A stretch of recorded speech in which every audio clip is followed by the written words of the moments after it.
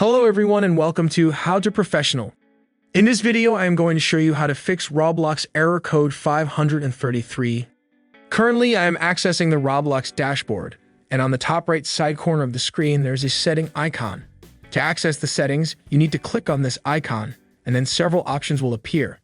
From there, select the Settings option and it will load. This will lead you to the Roblox Settings page. On the left-hand side of the Settings page, there are several sections. To access the privacy settings, scroll down a bit.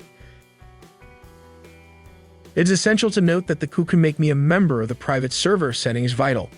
By default, it is set to friend, but you need to click on everyone. After selecting everyone, click Save Successfully, and do the same for the other relevant sections. If the problem persists, you may want to delete the app data, then restart your PC or laptop, and this should solve the issue. If you found this video useful, please like and subscribe to our channel for more helpful content in the future. Thank you and see you in the next video.